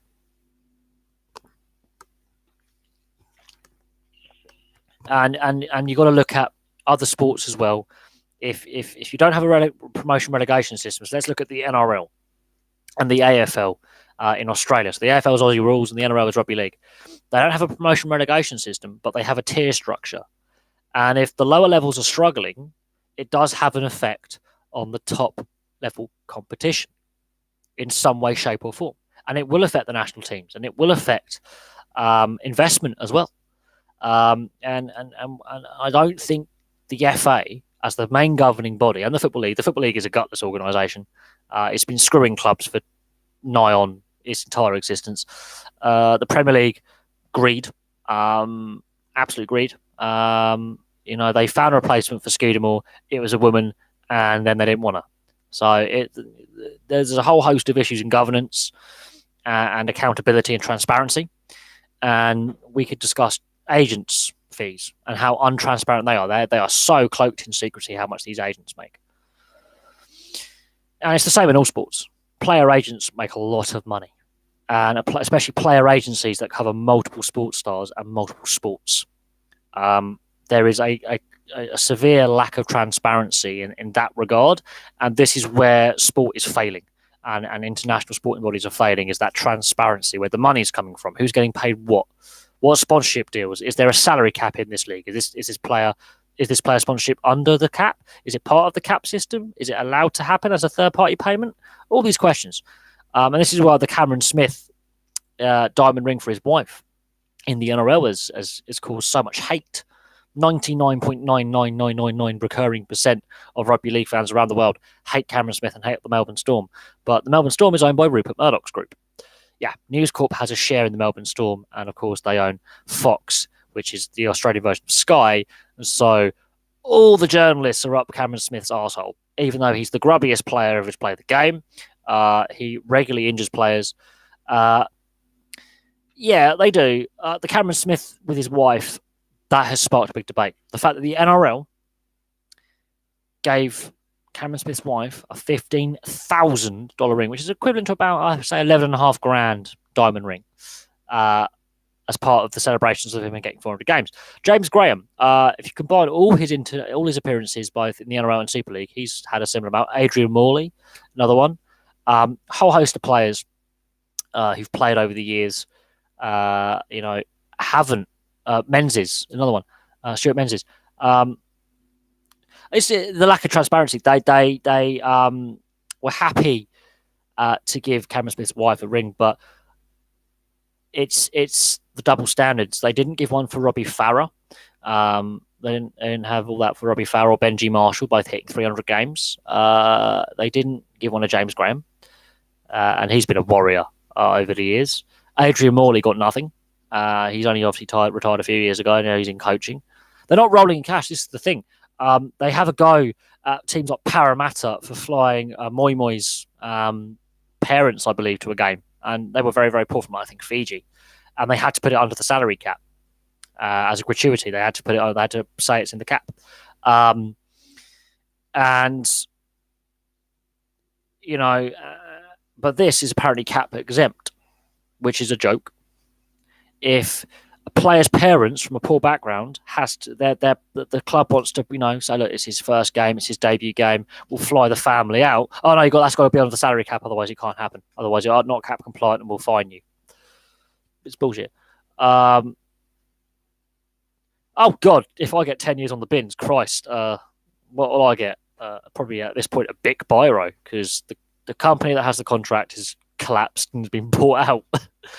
Basically, those long service reward things, they are great. The recognition awards, I get that. That is something that is a morale booster. Why should the wife get a 15 grand ring? What she's just got as a present from the NRL is more than I make in a year, and this is where fans find that pretty galling. Absolutely honour the fact that she supported her husband, even though he allegedly cheated on her with, you guessed it, a journalist on the Nine Network, who then he snubbed at an interview. I think last year he shoved past her and didn't want to interview her, which was shitty. Basically, I don't mind. I don't mind the fact that they've honoured him for 400 games. I can't stand him as a player or as a media personality. I think he's an absolute shit. Personally, I think there's being a grub like Paul Gallen, and then there's being the holier than thou, I'm a saint, Cameron Smith. Bear in mind, he had that dodgy second contract that skirted salary cap rules, so he got paid an extra $1 million. He was part of the reason that the Melbourne Storm salary cap scandal was as bad as it was. He had the secret contract, the brown envelopes, and he was fully aware that they were breaking league rules and probably committing bribery. Yet he's been fated as the best in the game. He's a scummy crook to me. That's my personal opinion. But I digress. But it does raise questions about accountability. That's something that I was banging on. I used it as an example, a bad example, and I waffled a bit. But I do think that Todd Greenberg, with this accountability and transparency, and he's banging in the drum. Todd Greenberg, as CEO of the NRL, has been nothing but a joke. Absolute joke. I'm not an Australian. I'm a Brit, and I love the NRL more than I love the Super League, because the RFL here in the UK is just as equally as incompetent and mismanaged. But since he's taken on that job, it has been nothing but scandal. We've had 3 salary cap breaches that have come to light under his watch. We've had player misbehaviour on the grandest scale, where they're just cherry picking punishment. So the Ben Barber incident, he wasn't even charged with anything. Oh, you're banned for life. Greg Inglis, drink driving, slap on the wrist. You're one of the greatest players of all time, but you're the right kind of Aboriginal. Ben Barber's a Torres Islander. He's the wrong kind of Aboriginal. Greg Inglis, you're a proper, you're the right kind of Aboriginal because you're a superstar. He's a pissheaded wife beater. He beat his wife up. That's fine. You only get a slap on the wrist. It's fine. Jack DeBellin, he's serious accusations of sexual assault. There will be a trial. No fault, no stand down. So he's still getting paid, but he's not allowed to play a game. I thought it was innocent until proven guilty, even though the evidence is wholly overwhelming against him. Is he the wrong colour white? Is he the wrong kind of white guy? Is it his surname? Is it because he's got African heritage in there with the DeBellin side of things? Or is he an Afrikaans? Is it the wrong kind of white man? I mean, come on. A whole host of other players doing all sorts. The Dylan Napa sex tapes. I mean, Christ. Since Todd Greenberg has been in charge of the NRL, it has been a litany of 3 years of solid scandal and bad PR and bad press and giving Cam Smith's wife that diamond ring and it's cap exempt. Whereas actual professional teams have said, look, we've got a player from Fiji or Tonga or Samoa, very poor family. We want to fly the family over, debut game, or it's a milestone game. Let's say it's a 100th game or something. Oh no, it's got to be cap compliant. It has to go to the salary cap. You can't give them the free tickets. You have to. Oh no, they have. It has to be all through this. This is what the Zach Hardager. I think, but Zach Hardager, that happened in the Super League, didn't happen in the NRL. But I get what you're getting at. There is a culture in rugby league that is concerning. There's been a spate of drug and sex and drug and alcohol and violent accusations or credible, actual getting caught doing it, or accusations of players being violent towards their spouses. Rugby league seems to be, much like the NFL, a sport that tolerates wife beating. Is the best way I can describe it. The domestic violence accusations against so many players is really terrifying, to say the least. Absolutely, 100% terrifying. The Zach Hardaker, I can't stand the guy. I mean, he's been given so many chances. He fled. He fled the scene of an accident as well. He should have got custodial. For his drink driving, fleeing the scene. He should have got custodial. The Tompkins brothers in their local pub, verbally and physically threatening staff. Just grubby behaviour. I do not like the Tompkins brothers at all. Sam Tompkins is a little shit, and Joel Tompkins is a vile human being. Absolutely vile human being. Rangi Chase did cocaine as well. There was another player who got banned. I forget his name now. He got banned the same day as Rangi Chase, got caught the same day. But there is clearly an issue with substance abuse in both the Super League and in the NRL, be it alcohol, recreational, or even prescription drugs. There is clearly an issue there. I think there does appear to be a trend of domestic violence.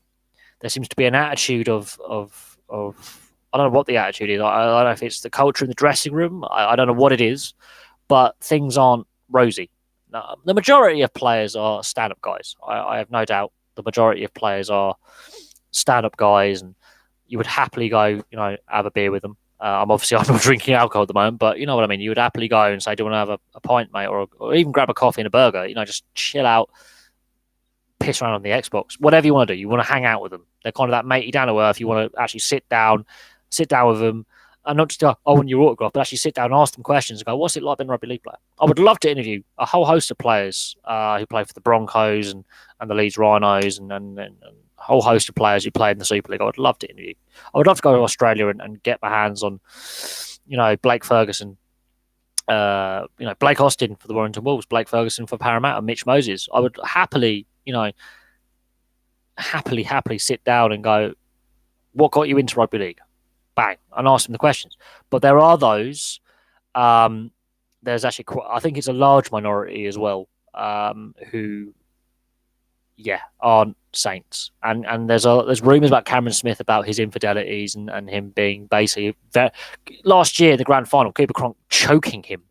Cooper Cronk, one of the gentlemen of the game, had enough of Cameron Smith, and they were teammates for the better part of 15 years. And Cooper Cronk's gone, "Fuck it, I'm going to have you. I've had enough of whatever." They're clearly not friends away from rugby league. They're clearly not friends because Cooper Cronk has gone for him and has basically choked him out. He's had enough. Cameron Smith's laughing at him, and he's obviously putting a late hit. And I think Cooper Cronk just got him on the floor, and it is what it is. Yes, they are. I think being a professional athlete is a privilege, not a right. You don't have a right to be a professional athlete. It's a privileged position. You get paid a lot of money to do it, especially at the top level, if you make it that far. So yeah, they are role models in a sense. Through hard work and dedication, you can achieve something. I think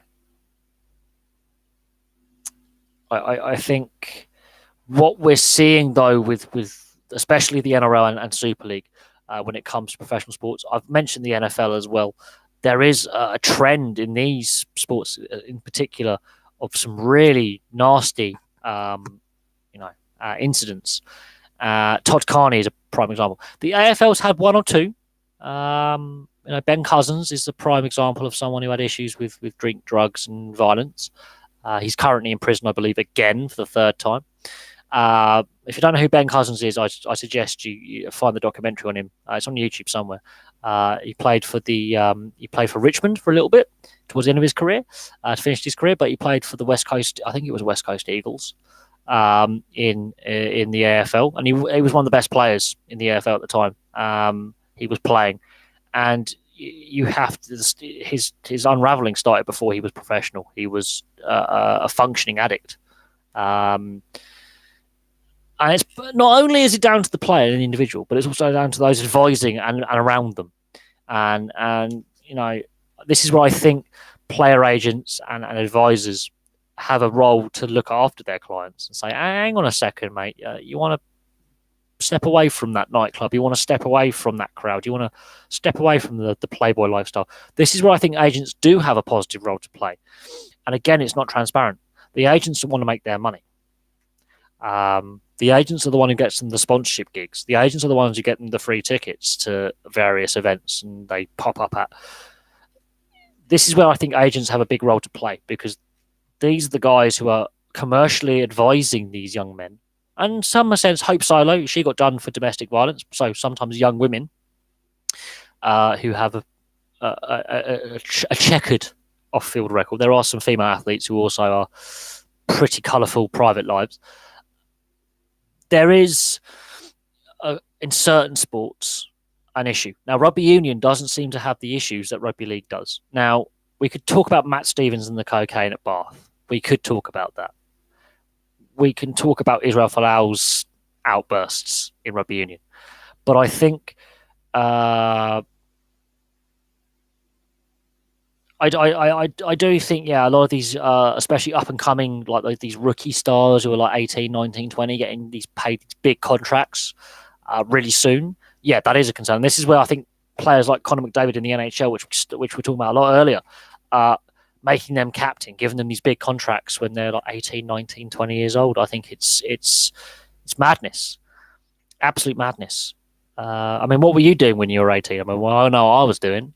I was working in a warehouse and going to the pub every day and doing copious amounts of drugs. I was not a mature adult. I was an overgrown child. It's only taken the last, I would say, couple of years for me to finally grow up.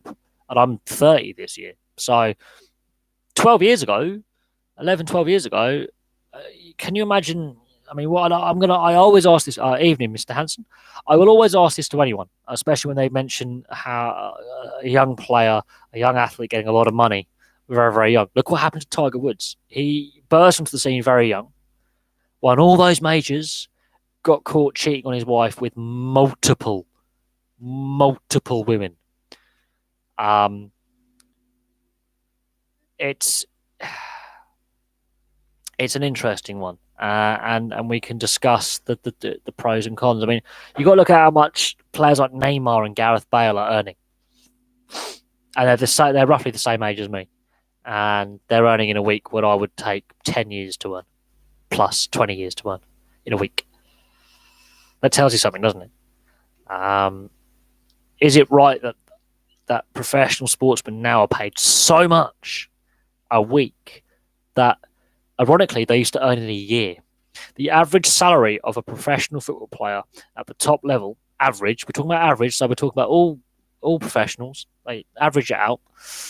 The year I was born, 1989, the average salary was around £67,000, real terms. A year. That's not a week, that's a year. Danny Rose, who I can't stand, by the way, is saying he can't afford to live on 50 grand a week. He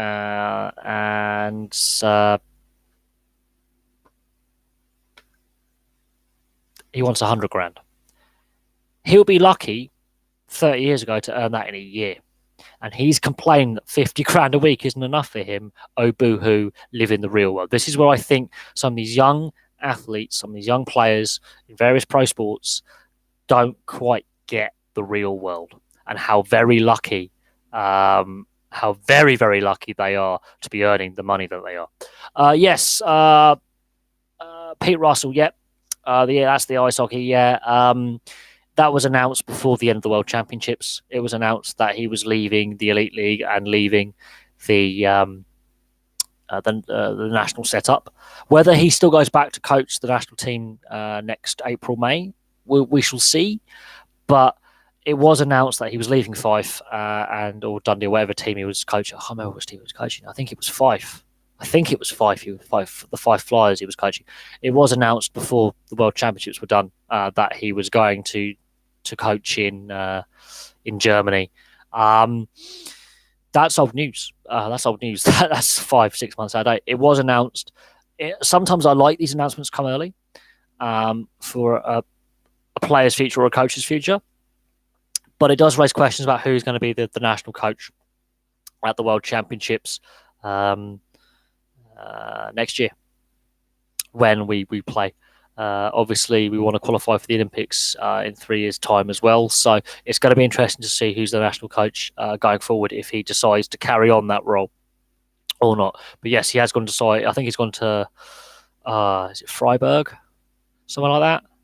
I'll have to double check, but I know he's gone to. Yeah, he's definitely gone to Germany. That was announced at the beginning. I think it was announced towards near the beginning of the World Championships. It was announced and it was confirmed. But yeah.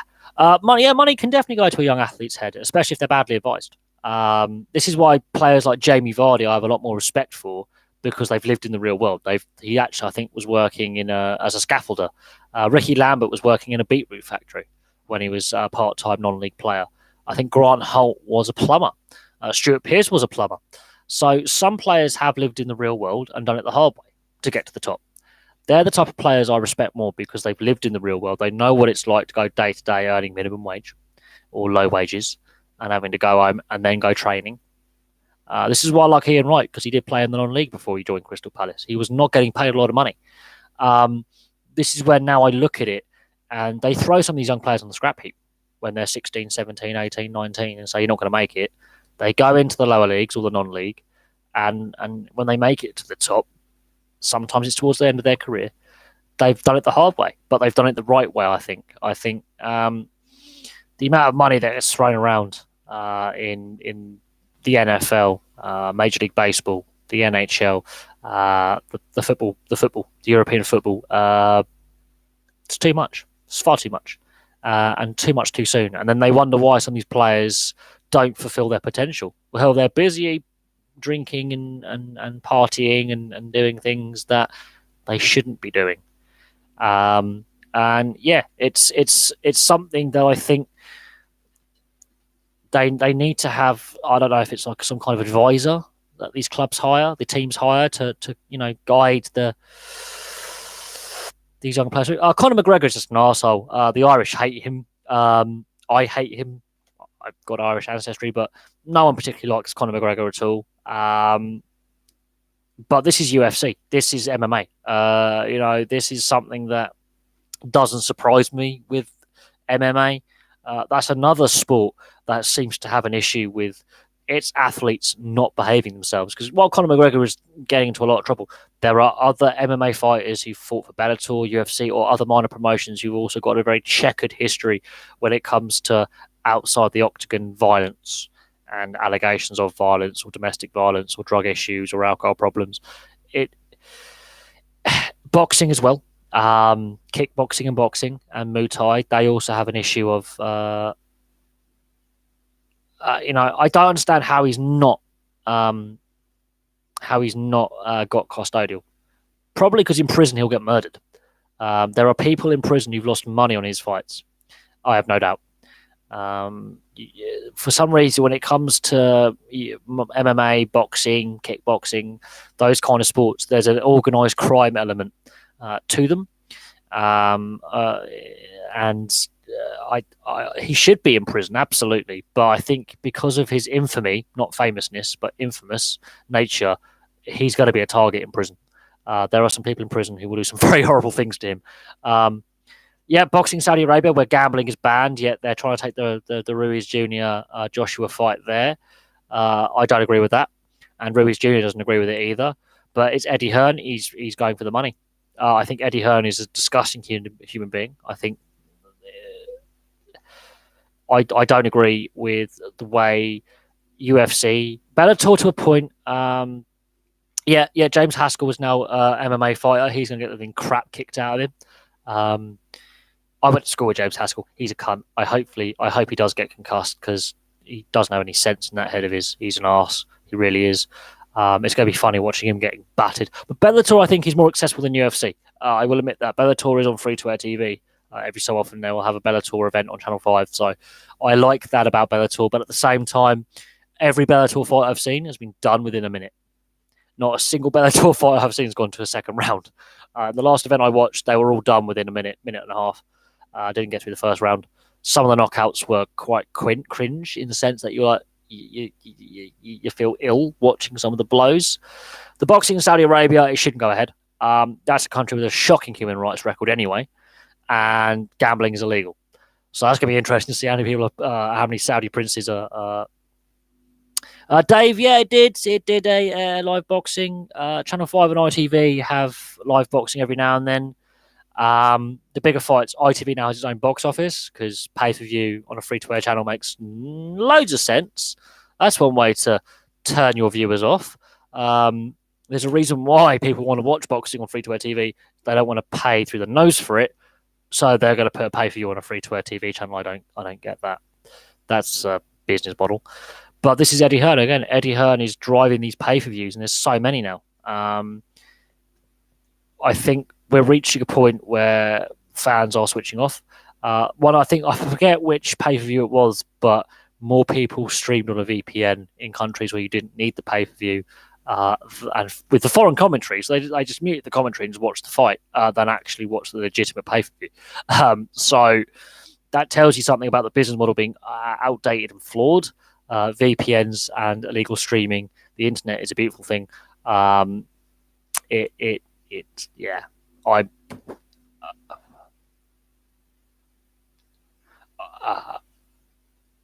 think it's madness to have a pay-per-view. Why would you pay for a sports subscription to then pay double? If you know what I mean, you're paying double to watch what could be 2 minutes. It could be a first round knockout, and then you've paid 60, 70 quid to watch a guy get brain damage. It's a sickening thing. I've fallen out of love with boxing a long time ago, and yeah, Conor McGregor, how is he not in prison? I have no idea. And it was all over cheap, tacky whiskey, because Conor McGregor's whiskey is disgusting. I've drunk it; it's vile, and it was all over that. I'm surprised Conor McGregor hasn't been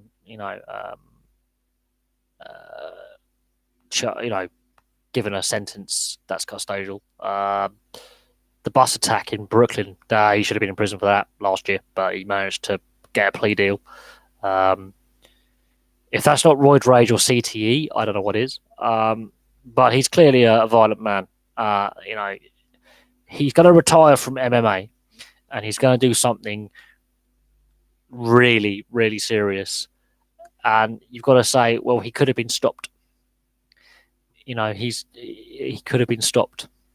ITV box office is more than laughable. It is a laugh because it's crap. Why would I want to pay that much money for something? Why? I say this about any pay-per-view. Why? Are you ripping me off? Because when you got it's the ECB. They're now pushing this 100 format that no one wants apart from Sky Sports and the ECB and those on centralised ECB contracts. No one else wants it. It's because the ECB are greedy. The ECB are also running out of money rapidly. And TV, they said the Cricket World Cup final had an audience of 9.4 million, and 90% of that viewership was Channel 4. But the only reason why it was free to air is because England made the World Cup final. If Australia made that World Cup final, it's on Sky. If it's Australia New Zealand, it's on Sky, and fuck all people watch it. Because England won that game. Oh yeah, we'll put them on free to air TV. Absolute two fingers to fans. Basically, it was basically saying we can control, we own this. The ECB is gutless and is basically in the pocket of Sky. And when the TV deal expires and TV rights are up, Sky's going through a restructuring under Comcast, so we'll see what happens. I would hope it doesn't go on to Amazon, because Amazon's commentary is shocking. And again, VPN, please. I'm not paying Amazon Prime. They don't pay any tax. They pay tax for 1 year out in their entire company's existence. So I think it should be free to air for domestic. I think it should, but the ECB is intent on being greedy, but the ECB is actually running out of money. And they're pushing this 100 crap that no one wants. And the county game is dying, and the ECB is doing its best to basically destroy T20 in this country, even though they came up with the idea. I don't know. The governance of cricket in this country by the ECB is shocking. Much like football, much like rugby league, rugby union's going the same way. Ice hockey, oh god, that's got question marks over the governance there. I don't know. I think ice hockey is actually the best governed sport in the country. Yeah, it's not the most popular sport in the country. There you go. There's one for you. And ice hockey's got plenty of issues with governance, plenty of problems with refereeing standards and quality of facilities. Yeah, it's the best governed sport in the country for governance from its governing body. Cricket, football, rugby league, and rugby union. The governance is old boys club, and the greed as well. Absolutely. I've reached a point now where, as I did the videos last night concerning Bolton and Bury, the money is killing the game, as I say. Yes, I understand sport is a business and needs to be profitable, but a lot of these sports aren't living within their means, and the teams and the players, there's too much greed. It's got to the point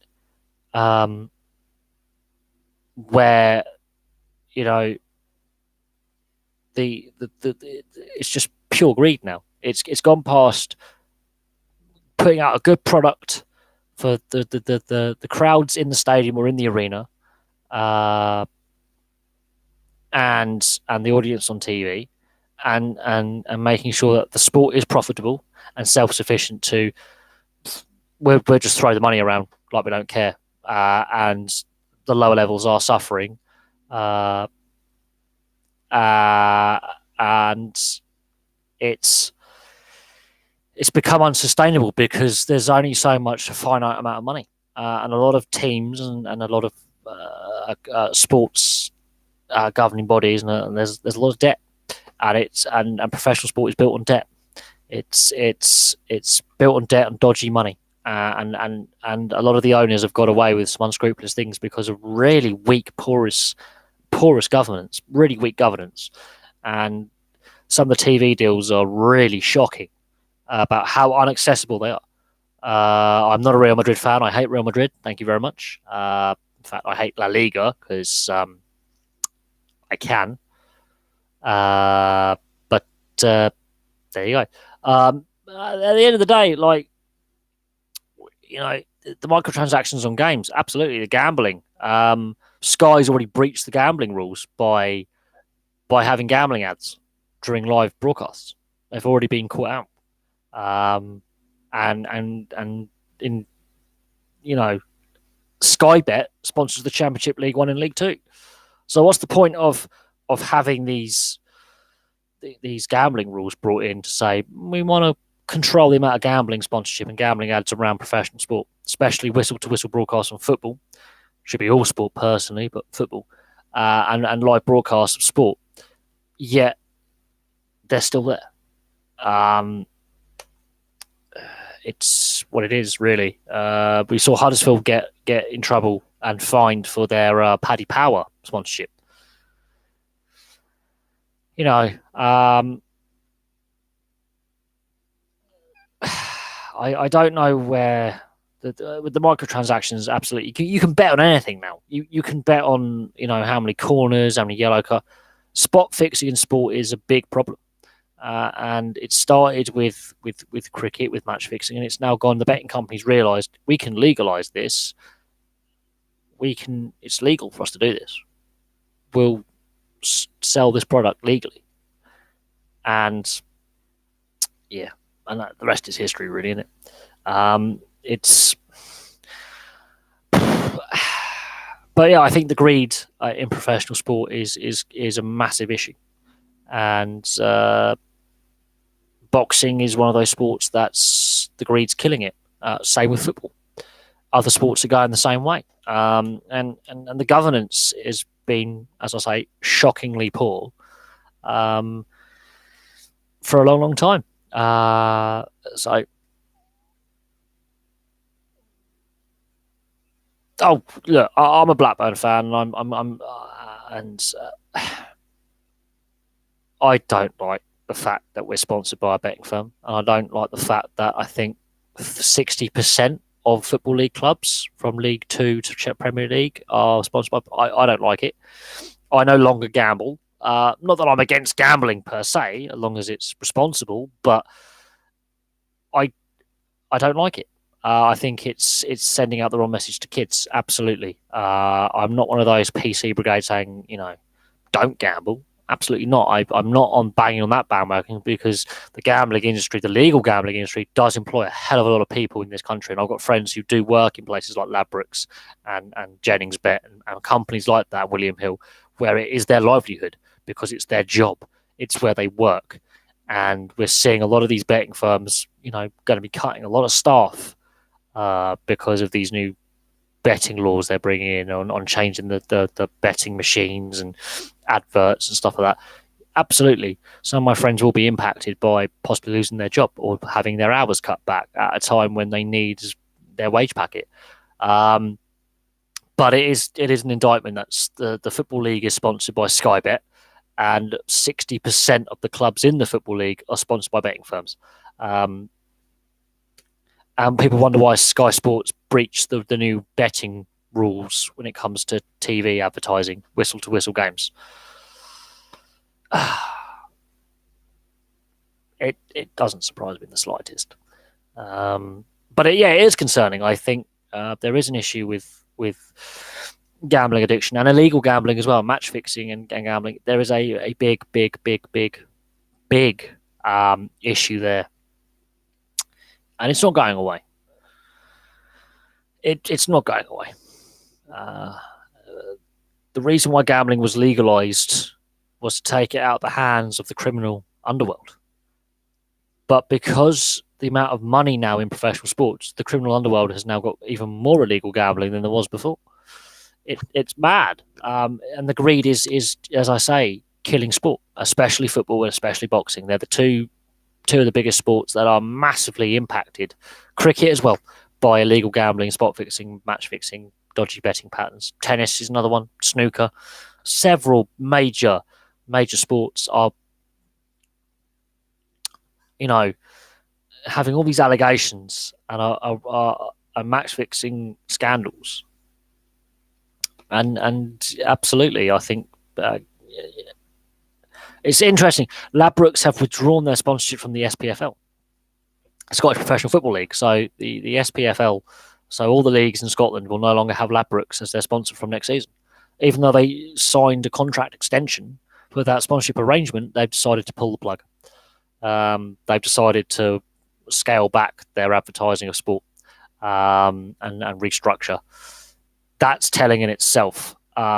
William Hill are going to be closing a lot of bookmakers and laying off a lot of staff. And again, the PC lefty brigade banging the drum saying gambling's all bad. They don't realise the impact it's going to have on people losing their jobs. But yes, I do admit it's a touchy subject. It's not.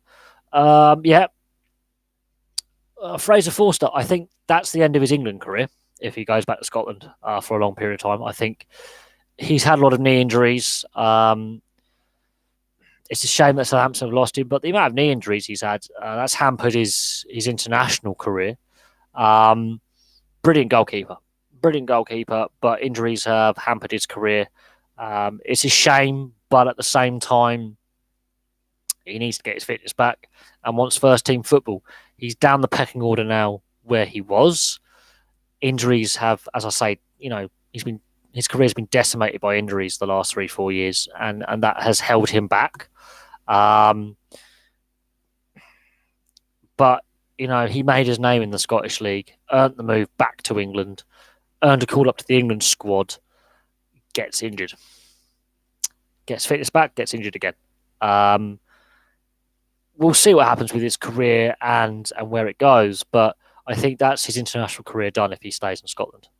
Had he gone to one of the other European leagues like Germany or Italy or France or Spain, his England career could have continued. But he's gone to Scotland, and I think that's a step down in quality that he'll be playing against. But I think he just wants first team football. I don't think, obviously, he hasn't done it for the money because there's less money in Scottish football. I think he's just done it because he wants to play. And obviously, he made his name in Scottish football. So for him personally, it's not a bad move if that's what he wants. But I think his international career is not necessarily over. I think he can definitely play for England again. But I think it depends how long he stays in Scotland and what happens in the coming seasons. I mean, it'll be interesting to see if another European club in a top European league picks him up, or if he comes back to England. It's going to be interesting what happens with him. I think injuries are the problem. I think that's why he's gone to Scotland is to get first team regular football again. And it's not to do with the money, obviously, because he can earn more money in England or a high European league like Germany or Italy or France or Spain, even Portugal or Holland, something like that. He could have earned more money going to the continent than going to Scotland. I think he just wants to play, and he's playing for the love of the game and to get his fitness back. And I think he does have a sort of I think he likes Scottish football. I think he has a relationship with it that you cannot deny. It's where he made his career. It's where he made his name. So it's not a bad move for him personally on the personal level because he's playing and he's getting his confidence and fitness back. But on a professional level, on his career path, his international career, that's that for now. Craig Gordon, I think, his career is sort of stalled since he left the Premier League. I wouldn't say Craig Gordon's a bad goalkeeper. I wouldn't say he's bad. I think Craig Gordon is a very, very capable goalkeeper. But both these players have been beset by injury and are not first choice anymore with the clubs they were at in English football, and they've gone back to Scotland. That's where I see that. Craig Gordon's a decent keeper, though. I think he's underrated.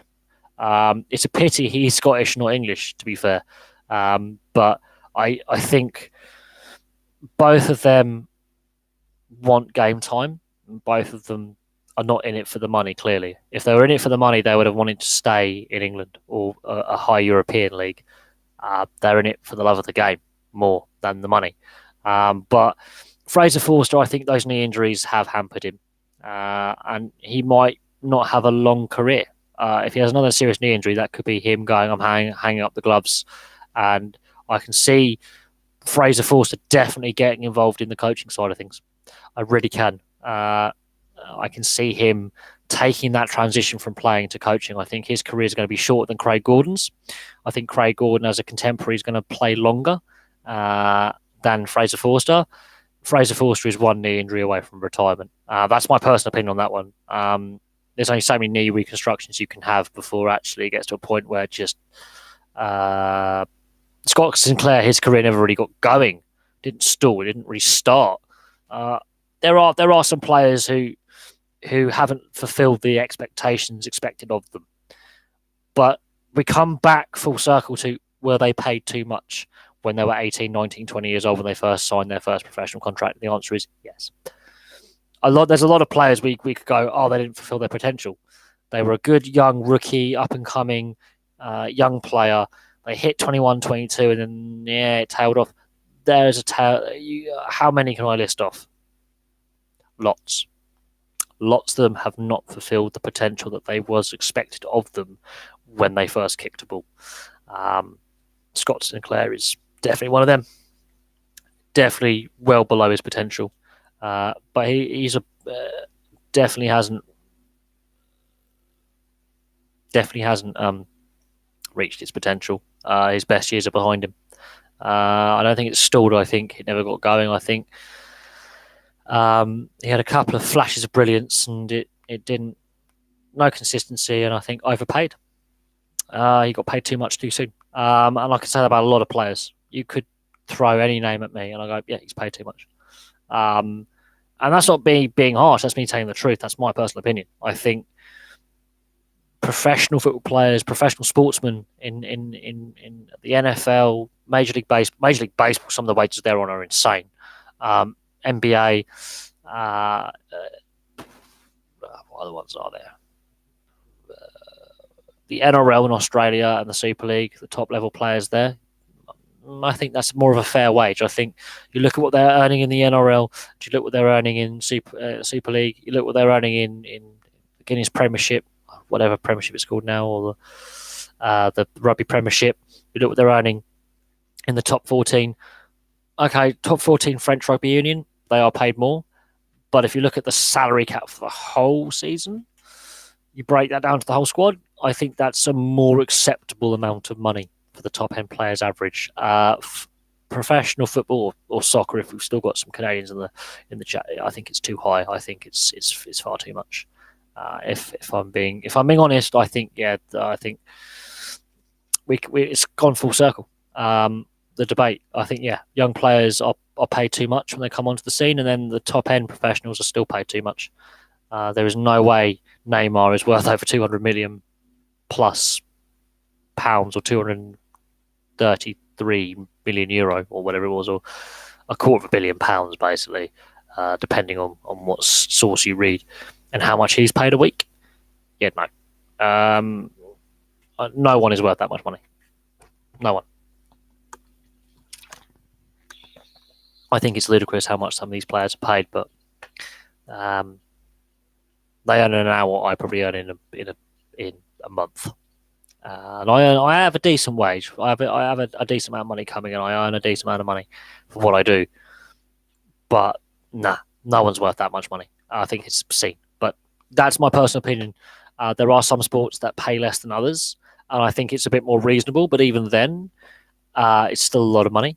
Even after tax, they still are earning good money where they can survive and buy a house outright with a year's salary, have no mortgage, and just pay the electric and the water bill and the phone bill, and they can still have money left over if they live within their means.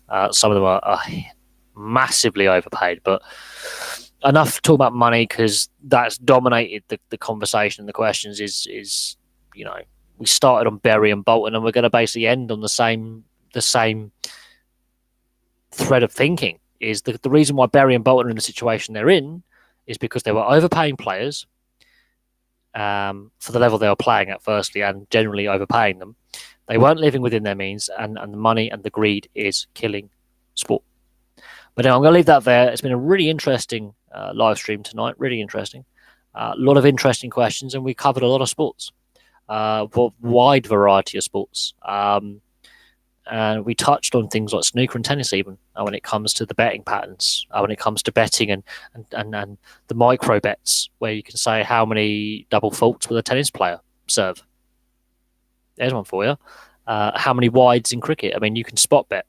That's something that we haven't discussed much, but we sort of touched on that. Jofra Archer is actually from Bermuda, so I think he's from Bermuda, which isn't in the West Indies. And they are a associate ICC member. I think he's Bermudan. He could be from the Bahamas. He could, but I think he might be from Bermuda. But I do know that he qualifies for England because of his dad. And to be fair, the West Indies, there are issues again with money there, and I'll leave on that one. I think Jofra Archer, what he's done today, he's destroyed the Australian lineup. He's skittled them out. He's got 6 wickets in his second Test match, in his third innings bowling. He's still developing as a first-class cricketer when it comes to the longer format of the game. He's really good in the short, sharp bursts of short spell bowling. This is why he's so good at T20 and one days. He's very good at his short spells of really aggressive, fast-paced, uneven bounce bowling. Where he can bowl at 90 odd mile an hour and then drop it down to 70, and that catches the batsman out, because he might bowl 2 or 3 bounces and bowl 4 balls at 90 plus, and that one ball at about 80, 85, and then drop the pace right down to 75 mile an hour. So you bowl one ball in that over at about 80 and sort of get the batsman a little bit. The batsman's expecting another slow ball when he bounces another fast one and then back to a slow one again. Josh Roach is going to be fun to watch, I think, for the rest of this Ashes series. He's going to be fun to watch going forward as a test player, but we'll have to see how many wickets he takes. He might in the second innings get a 10 wicket haul for all we know. But his name's on the honours board at Headingley, which in his second test match, not bad going. Not bad going there. And I'm going to leave that there. Thank you very much for watching. I appreciate all the questions that have been asked over the last 2 hours. Really good fun. And for now, thank you very much for watching, and goodbye and good night.